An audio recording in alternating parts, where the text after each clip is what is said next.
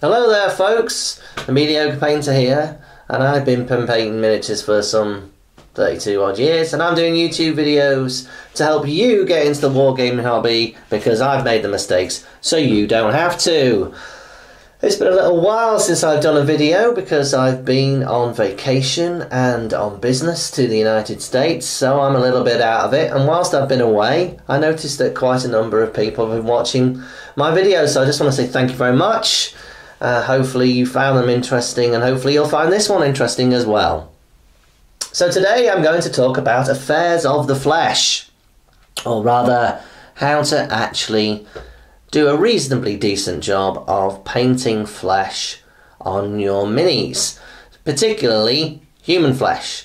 And this was brought up to me by a friend of mine who has about a bazillion Kingdom Death minis to paint, the majority of which are human. And whilst the assembly on Kingdom Death minis is a bit of a nightmare because every little piece is separate, also you then have the rigmarole to go through of actually then doing flesh tones on them, which frankly scares an awful lot of people out there in terms of being able to do it well. And the reason for that really simply is that we're really hard on ourselves when we come to judge humans in particular, because we are human ourselves. So we always add a little bit of extra criteria in our heads, even though we don't know how to do it, in terms of, you know, something that actually looks quite good. But you can get pretty decent results as a beginner just by following a few simple means of doing it. So I'm going to talk about a couple of ways to do it, a sort of a very beginner's way, shall we say, of doing it, which gives you half decent results quickly, and then a sort of intermediate sort of level way of doing it, which you could still do as a beginner. It's just a matter of actually having a little bit more patience. So how do we go about doing this? Well, first things first, you need a flesh colour. So I've got here a coat d'arms flesh, which is, I think, is number 213 or something, and that's a perfectly decent flesh. There's lots of flesh tones around out there. You could even use like a bleached bone as well as your basic coat. So that's where you need to actually begin. And when you've got like a model like these chosen axes, for example, whereby, you know, almost half the model is actually skin, it's actually a good idea to perhaps use the flesh as an undercoat. The only thing I would say is, you know, this paint wasn't really designed to be an undercoat, so it's often they're not quite as thick as, say, a white or a black or a grey. So you might need a couple of thin coats in order to get it to the consistency you actually want to have. But once you've actually got that coat on the fleshy areas, the next step is simply to apply a wash. Now there are a number of washes out there that do flesh. You've got Riekl Fresh Shade, for example, which is a common one. Formula P3 do a flesh shade as well.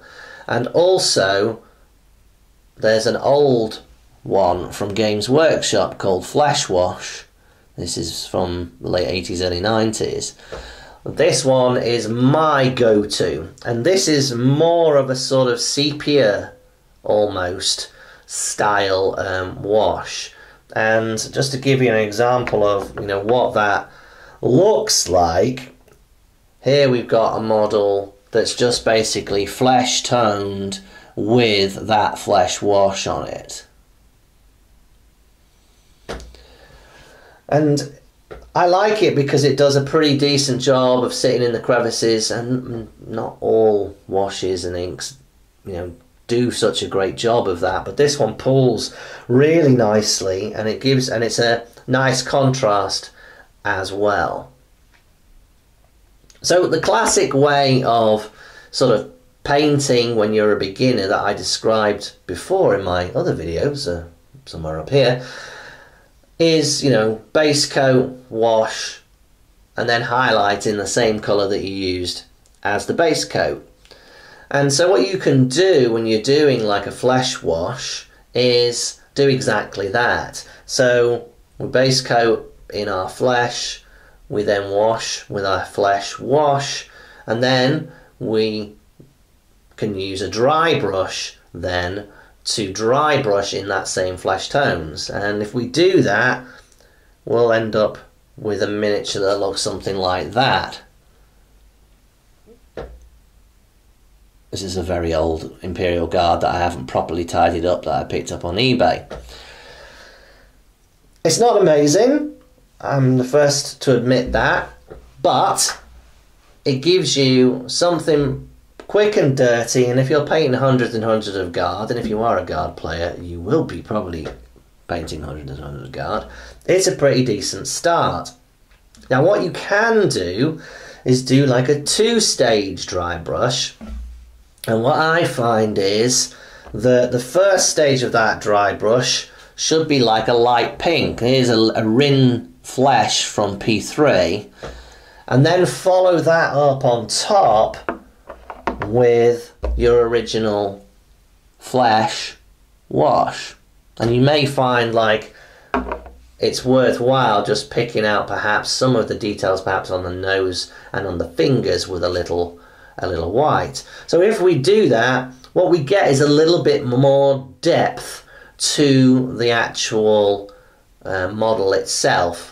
And so here's an example here where I've used that two-stage process with a dry brush technique. This is a Space Marine Scout from the 80s, and it's actually fairly decent job. I'm actually fairly pleased with the way that came out, and that's just using a base coat, a wash, and a two-stage dry brushing process. And you can see, if you compare these two things side by side, you can see that, you know, that it definitely is superior with the two-step technique that we have, as opposed to a single-step technique.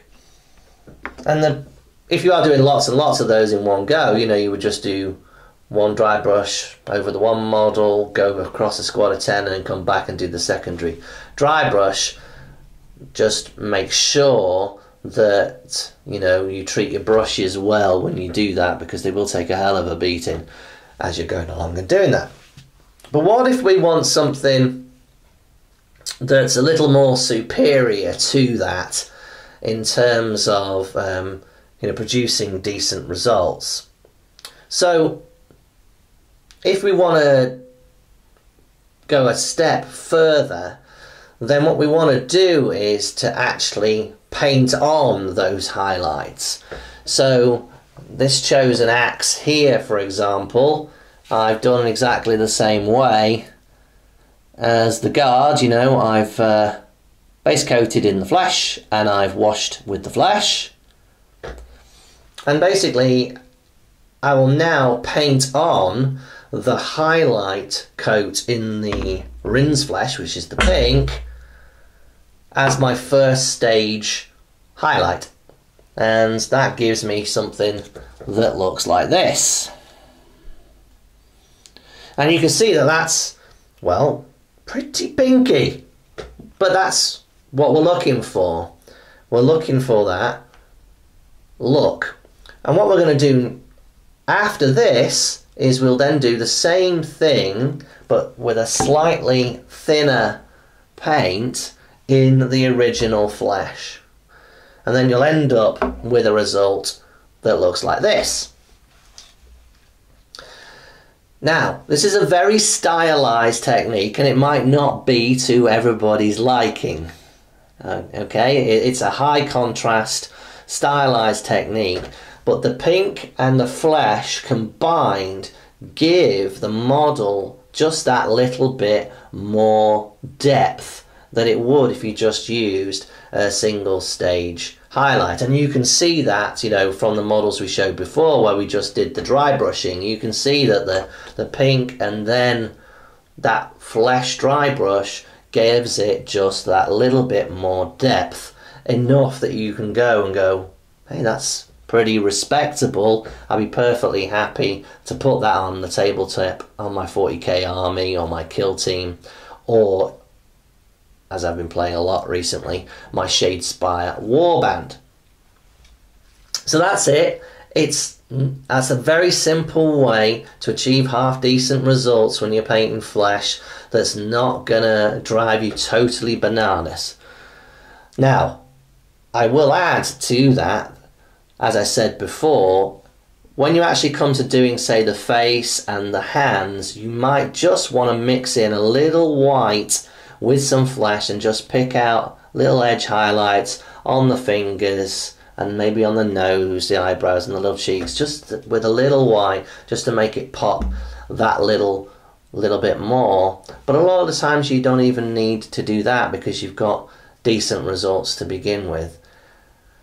And it's all about whether you're actually satisfied with that or not. There's lots of great, more detailed ways of doing this that you can find out there, but this is my simple one. Hopefully you found it informative and useful, and I will be doing more videos. If you do like this, please like, please subscribe. I'll see you next time. Bye bye.